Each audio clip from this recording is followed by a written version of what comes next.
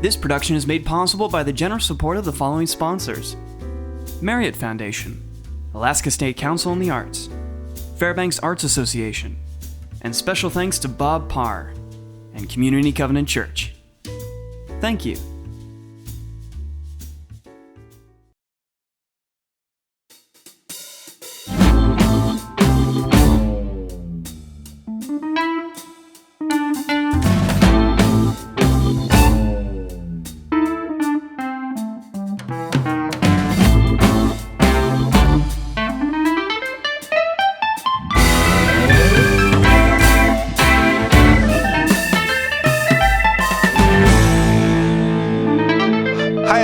On behalf of the Fairbanks Summer Arts Festival, I'd like to welcome you to our Guest Artist Spotlight series. My name is James Menaker. I'm the Executive Director of FSAF, and our guest today is James Yoshizawa. James is a multi-talented teacher and performer, specializing in all sorts of percussion styles and setups. He's played on Broadway all across America, and in 2019, he took second place in the All-Ireland Bones competition. Today, he joins us from his home in Los Angeles, California.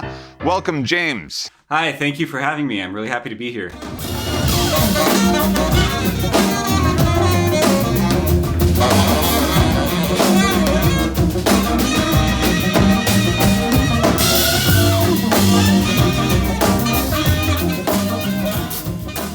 So, my first question takes a little bit of assembly. So, you grew up in a musical household, joining band in middle school where you got into the drums.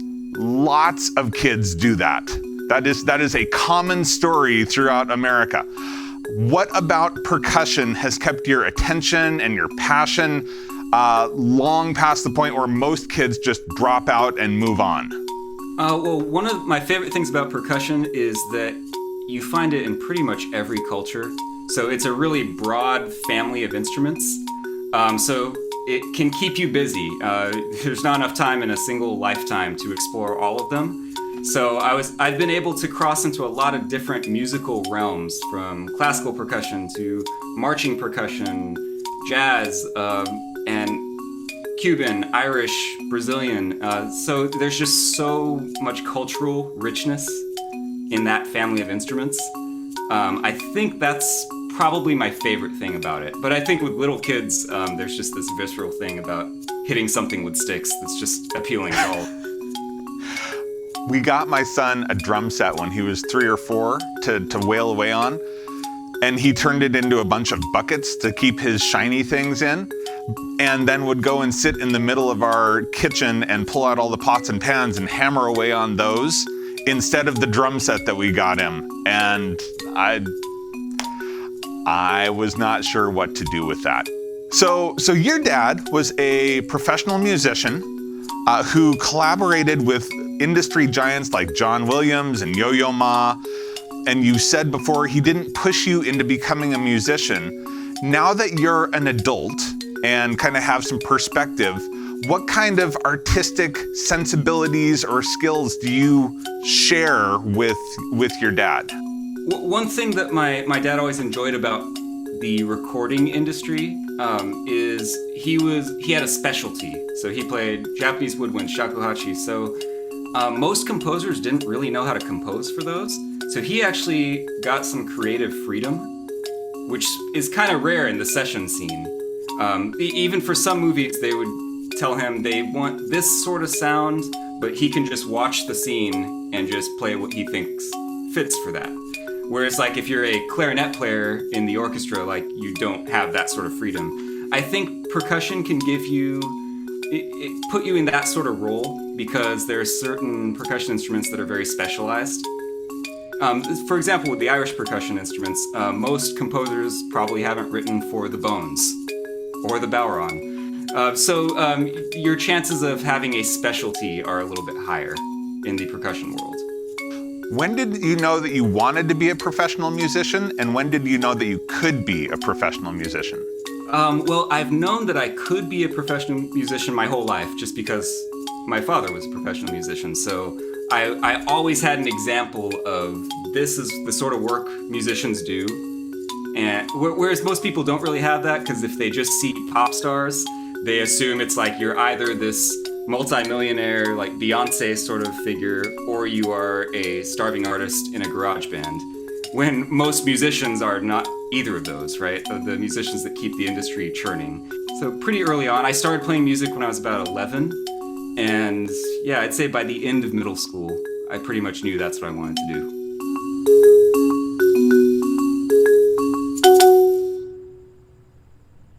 So you wrote a book, Drum Method for Beginners, and have become highly proficient in teaching kids and adults. What do you find are the things that are similar in teaching those age ranges, and what is just completely different?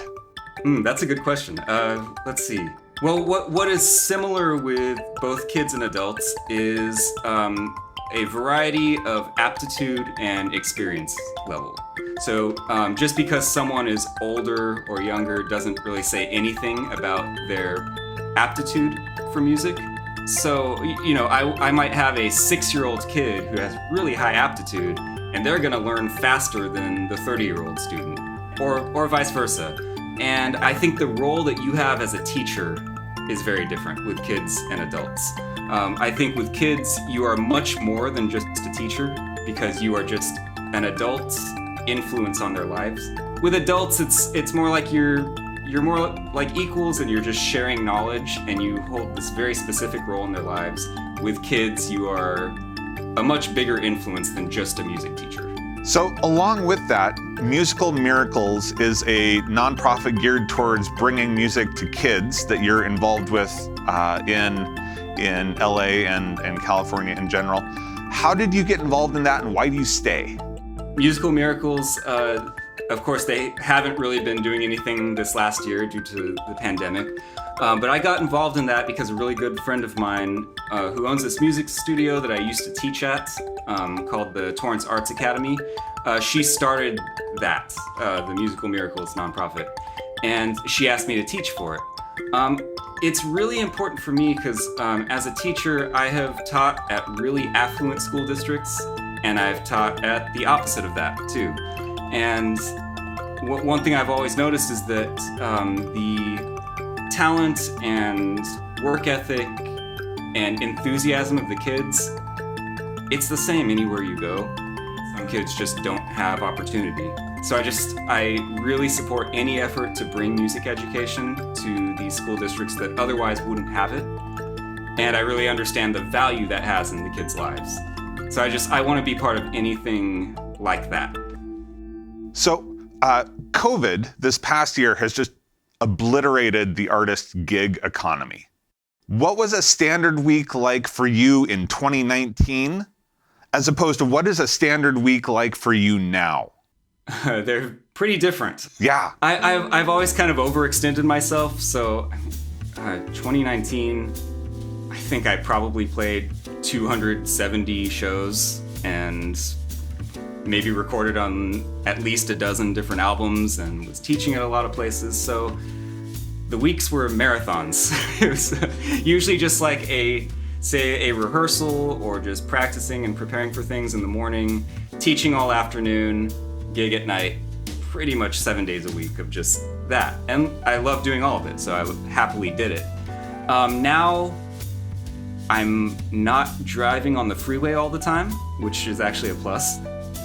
But now it's a lot of online teaching, remote recording, some live stream performances. So it's a lighter workload, and pretty much everything's being done from home now.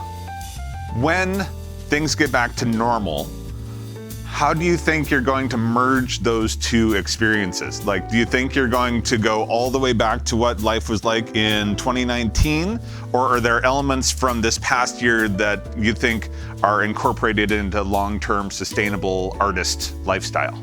I'm not going to go back completely to everything I was doing before. I think sometimes when you're just going 100 miles per hour all the time, it's hard to really get an objective view on what you're doing, and you don't really have time to think about it. And this has given me a good perspective into what I was doing before and the things that I want to keep and things I don't want to keep.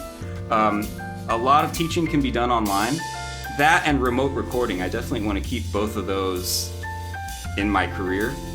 And just having the flexibility to do things from home is nice. Like, you don't have to be on the freeway all the time. And I think that's going to be the case for a lot of musicians. They realize they don't have to sit in 2 hours of traffic to go do this recording session when they're totally set up to do it at home. So as well as the gig economy suffering during the pandemic, it has translated also to performance venues. So the famous performance venue, the Blue Whale in Los Angeles, recently closed down.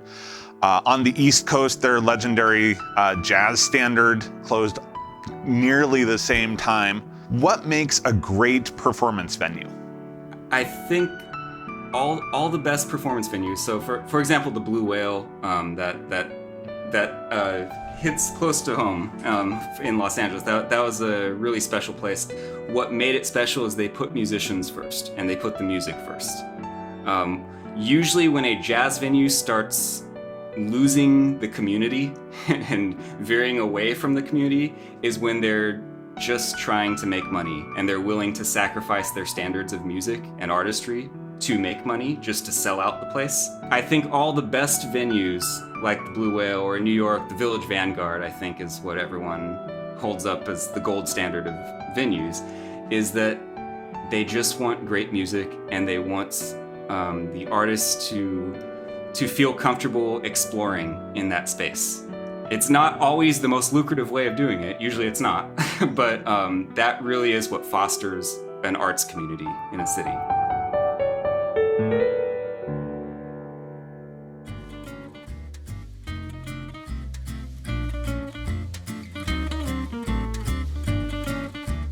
Okay, so we are sitting here holding a couple of drums, and it's spelled B-O-D-H-R-A-N, and it's pronounced bodhran. What am I holding, and what do I do with it? Okay, so the bodhran is a type of frame drum. So a frame drum is defined pretty much as any drum that it has a drum head on one side and doesn't have one on the other side. And they're generally pretty shallow. So you find frame drums in the Middle East most often, and there's a different technique where they're using the fingers to play them. But this is in the family of frame drums. But we use a small stick called a tipper to play it. So let's go over some of the basics. So first thing is just how to hold the drum. So are you right-handed? I am right-handed. Okay, so you're gonna hold the drum in your left hand. Excellent. And just hold it up vertically. It will sit on your left leg.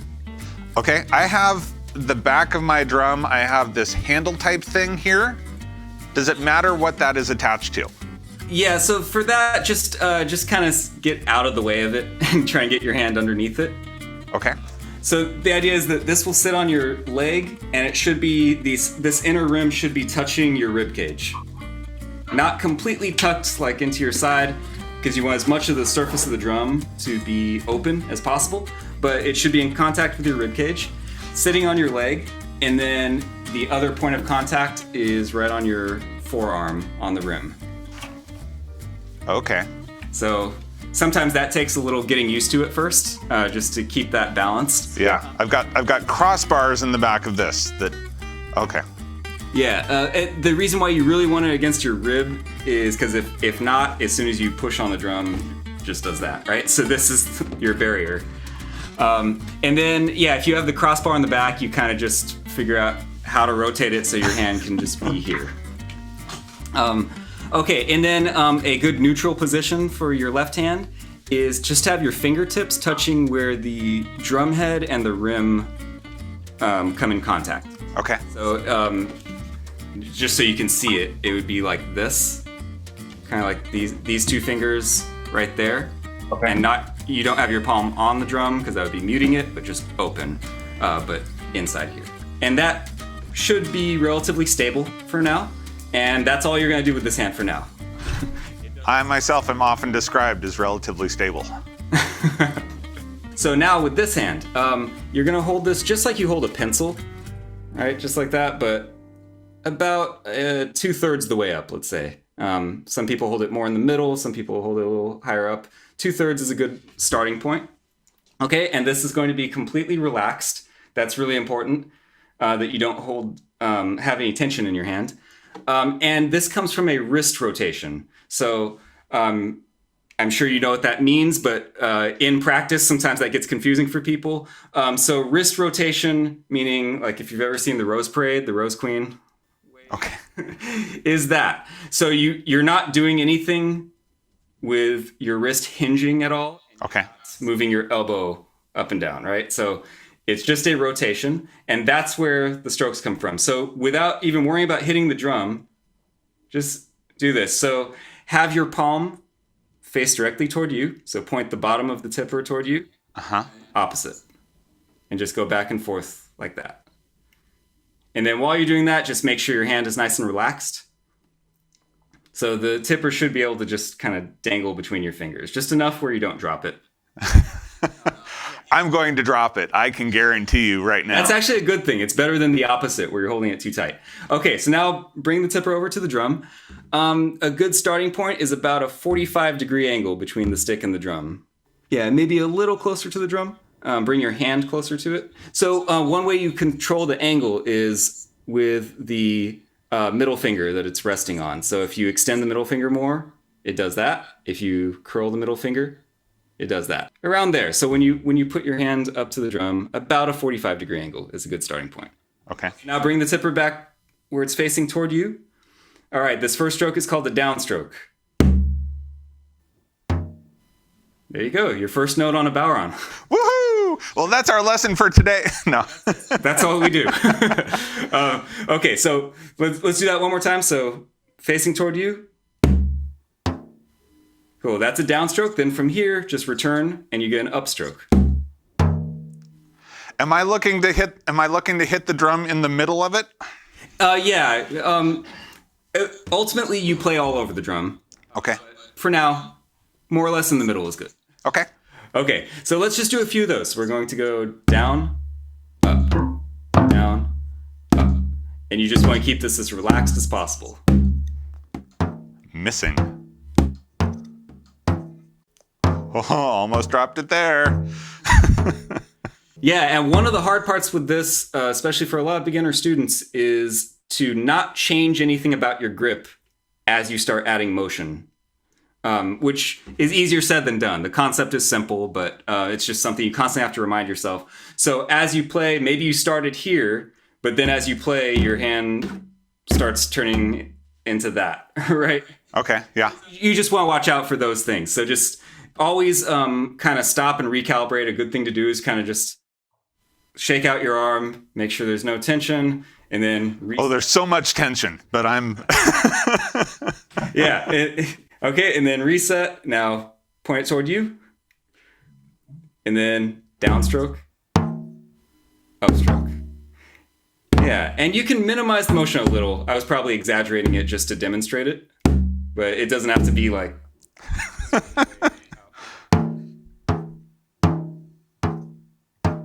Good. The next thing to do, let's see. Let's first see if we can just go a little faster. Just do your best with it. So we're going to go about this fast. Down, up, down, up, down, up, down, up. Good. Okay. So now, this hand.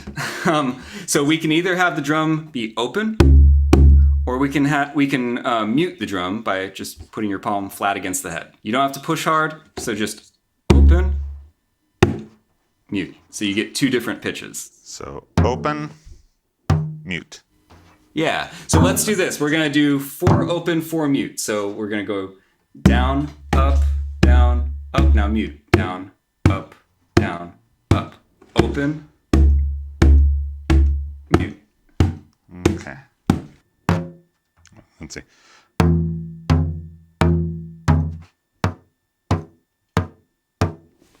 Yeah, and so already you have some variety. So instead of just this open drum sound, just by changing this, you can start to make music out of it.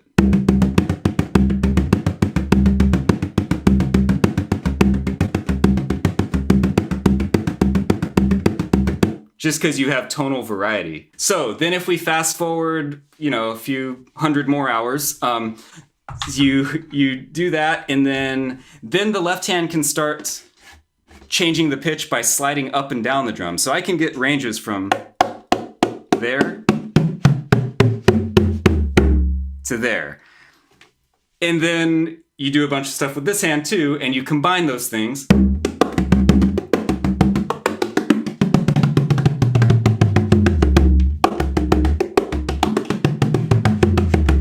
And you start getting all this variety. Are you familiar at all with the Alaska Native Arts drums? They're very much like a frame drum, but they're held like this and they're played like that instead of like this. And yeah, I've seen them. I've never played them. I have no real expertise in it, but yeah, I have seen those. Maybe the next time you're up here, I'll connect you with somebody. Oh, that would be awesome. Well, I think that is all the time that we have for today. James Yoshizawa, thank you so much for coming by and hanging out with us. Where can people find out more about who you are, what you do, and what you're up to next? So I have a website, and it's just my name, jamesYoshizawa.com. And the calendar doesn't have much on it due to circumstances in the world. But pretty soon it will have a lot more stuff on it, hopefully. And I'm pretty active on Instagram, and that's just James Yoshizawa Music. Outstanding. Special thanks to Bob Parr for letting me use his beautiful drum today. You can learn more about the Fairbanks Summer Arts Festival at www.fsaf.org. Thank you very much, and we'll see you next time. Thank you.